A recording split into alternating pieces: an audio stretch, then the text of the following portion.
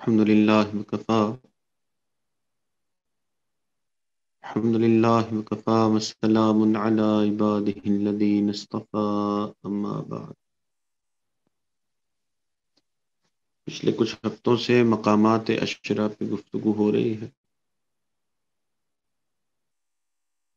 اور یہ مقامات مشائخ نے بیان کیے کہ یہ ان سالکین کو نصیب ہوتے ہیں جو ذکر و معمولات کرتے ہیں، مشائخ کی صحبت میں آنا جانا رکھتے ہیں، دل کی صفائی کی محنت کرتے ہیں۔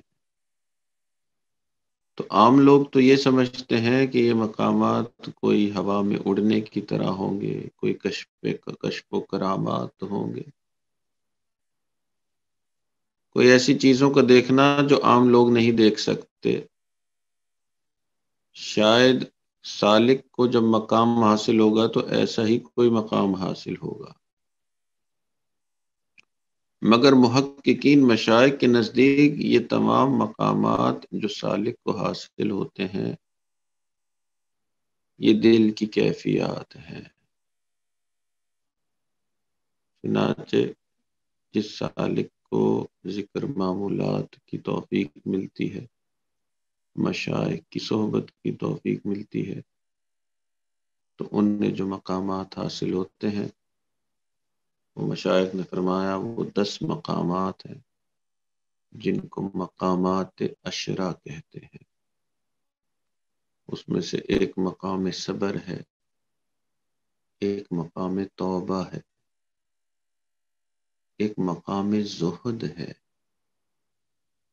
ایک مقام مجاہدہ، ایک مقام انابت ہے، اور اسی طرح پچھلے چند دنوں سے ہم گفتگو کر رہے تھے مقام ریاضت کے اوپر۔ آج کی اس مجلس میں مشائخ کے بتائے ہوئے مقامات عشرہ میں سے ایک مقام بیان کرنے کا ارادہ، اور وہ ہے مقام رضا۔ مقام رضا کیا ہوتا ہے؟ کہ سالک جب اپنے ذکر و معمولات کرتا ہے، شیخ کی صحبت میں وقت گزارتا ہے، تو ایک وقت ایسا آتا ہے کہ سالک اللہ کے بھیجے ہوئے تمام حالات پہ راضی ہو جاتا ہے۔ رضا بالقضاء اس کو نصیب ہو جاتی ہے۔ تو گو کہ ہر مسلمان اس بات کو مانتا ہے کہ ہر حالات جو ہم پہ آتے ہیں وہ اللہ کی طرف سے بھیجے ہوئے ہیں۔ اس کائنات کا ایک پتا بھی نہیں ہل سکتا اللہ کی مرضی کے بغیر۔ تو اس چیز کو مانتا تو ہر مسلمان ہے، مگر اس چیز کا استحضار رہنا اور اس چیز کو مان کر اس کے مطابق زندگی گزارنا، ایسے شخص کو کہتے ہیں کہ یہ مقام رضا اسے حاصل ہے۔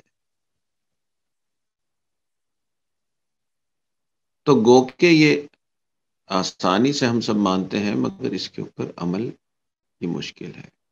اگر اس کو ٹیسٹ کرنا ہے کہ ہمیں مقام رضا کتنا حاصل ہے، تو ہم یہ دیکھیں کہ ہمیں غصہ کتنا آتا ہے کہ طبیعت کے خلاف چیز ہوتی ہے تو ہم کتنا ناراض ہوتے ہیں۔ تو اگر تو طبیعت میں ناراضگی نہیں ہے بالکل بھی، اس کا مطلب ہے کہ یہ مقام رضا میں سے کچھ نہ کچھ حاصل ہے۔ انسان ہر حالات کو یہی سمجھ رہا ہے یہ اللہ کی طرف سے، تو اس لیے ہر حالت جو اللہ نے بھیجی، چاہے وہ خوشی کی ہو، غمی کی ہو، تکلیف کی ہو، انسان اس کو مان کر اس پر صبر کر لیتا۔ اور اگر چھوٹی چھوٹی باتوں پہ غصہ آ رہا ہے، اس سے بھی جھگڑا، اس سے بھی جھگڑا، اس سے بھی ناراض، اس سے بھی ناراض، حالات تھوڑے سے مشکل آئے، انسان ڈپریسڈ ہو گیا، طبیعت خراب ہو گئی، راتوں کی نیندیں اڑ گئیں، یہ تمام چیزیں نشانیاں ہیں کہ ابھی یہ مقام رضا حاصل نہیں ہے۔ اور یہ مقام رضا سالکین جو محنت کرتے ہیں ان کو حاصل ہونے والے مقامات میں سے آخری درجے کے مقامات میں ہے۔ تو یہ بہت بڑے جو حضرات ہوتے ہیں، محنت کے بعد جا کے یہ مقام حاصل ہوتا ہے کہ یہ سالک ہر وقت اللہ کی رضا میں راضی ہے۔ موسیٰ علیہ السلام کی قوم نے موسیٰ علیہ السلام سے پوچھا کہ اللہ کے نبی، ہمیں کیسے پتہ چلے کہ اللہ ہم سے راضی ہے؟ موسیٰ علیہ السلام نے اللہ تعالیٰ سے گزارش کی کہ یا اللہ، میری قوم مجھ سے پوچھتی ہے کہ ان کو کیسے پتہ چلے کہ آپ ان سے راضی ہیں۔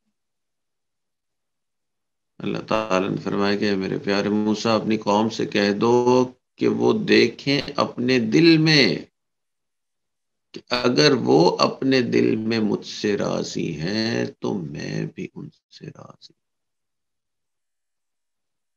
تو جس کو یہ مقام رضا نصیب ہو گیا، جو ہر حال میں اللہ سے راضی ہے، جو ہر حال کو یہ استحضار کے ساتھ سمجھ رہا ہے کہ اللہ کا بھیجا ہوا حال ہے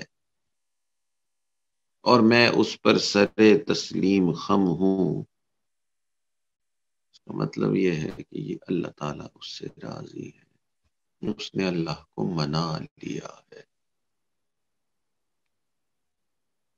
تو یہ سالکین کو حاصل ہونے والے مقامات میں سے آخری چند مقامات کی چیز ہے، اور یہ بڑی نعمت ہے۔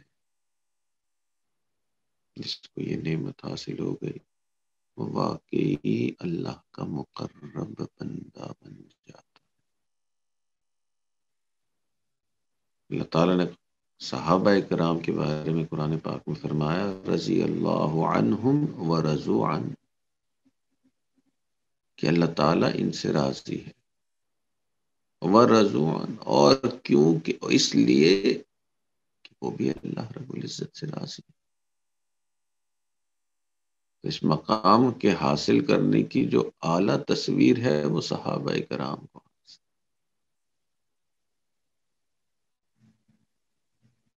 مشائخ کے ہاں ترتیب وار اس چیز کی مشق کرائی جاتی ہے کہ سالک تکلفاً بار بار اپنے آپ کو یہ یاد دلائے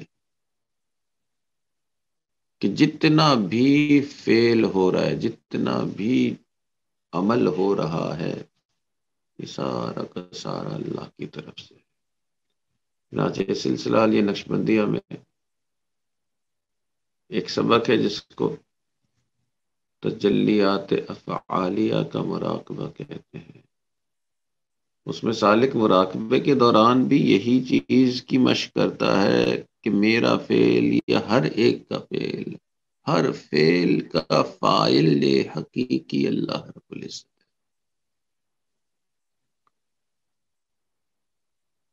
تو جو سالک یہ مراقبہ پابندی سے کرتا ہے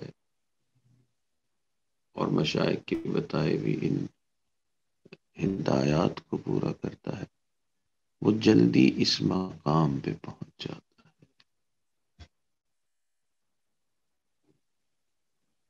تو یہ مقام پہ پہنچنے والا واقعی اللہ کے برگزیدہ بندے ہوتے ہیں۔ اسی لیے امام ربانی حضرت مجدد الثانی رحمۃ اللہ علیہ کو بادشاہ وقت نے جیل میں ڈال دیا، بادشاہ جہانگیر نے۔ تو آپ کے سالکین اور آپ کے مریدین تو بہت پریشان ہوئے، اور آپ کے بڑے خلفاء میں سے آپ کے اپنے بیٹے تھے خواجہ معصوم رحمۃ اللہ علیہ اور خواجہ محمد صادق رحمۃ اللہ علیہ۔ تو حضرت کے صاحبزادگان بھی بہت پریشان ہوئے، تو حضرت نے ان کو خط لکھا کہ پریشان نہ ہو، بلکہ فرمایا کہ یہ بھی کوشش نہ کرو کہ میں کسی طرح سے اس جیل میں، اس قید سے نکل آؤں، کہ اللہ کی مرضی کے خلاف کوشش کرنا اللہ سے مقابلہ کرنا ہے۔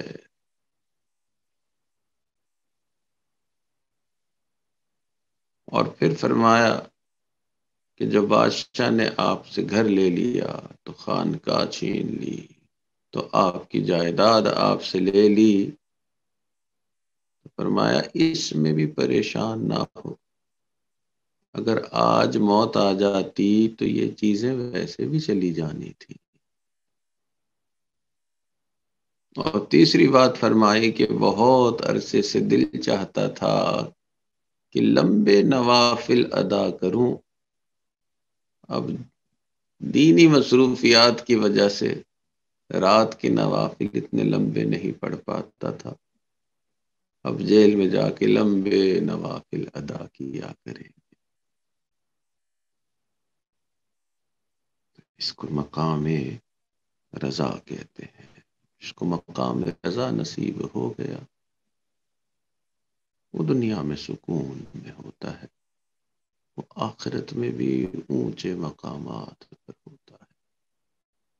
امام مالک رحمت اللہ علیہ کو بادشاہ وقت نے کسی طرح کا فتویٰ مانگا، اپنی مرضی کا، حضرت نے منع فرما دیا کہ نہیں، یہ بات دین کے خلاف۔ بادشاہ وقت نے یہ دکھانے کے لیے کہ وہ بادشاہ ہے، حضرت کو گدھے پہ بٹھوایا، نعوذ باللہ، اور منہ پہ بھی کالک لگائی، جوتوں کا ہار پہنایا اور شہر میں گھمایا۔ تو حضرت کو اس طرح سے بادشاہ کی پولیس والوں نے یہ کیا، جو شہر میں گھوم رہے تھے تو حضرت فرما رہے تھے کہ جس کو تو پتا ہے کہ میں مالک ہوں تو وہ ٹھیک ہے، جس کو نہیں پتا ہے وہ بھی جان لے کہ میں امام مالک ہوں۔ اللہ اکبر! اس کو کہتے ہیں مقام رضا،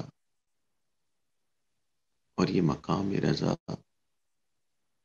سالکین کو جو مقام حاصل ہوتے ہیں ان میں سے ایک بڑا مقام ہے۔ اللہ تعالی ہمیں بھی ایسی قربت نصیب فرمائے۔ آخر دعوانا ان الحمدللہ رب العالمین۔ دعا کر لیجیے۔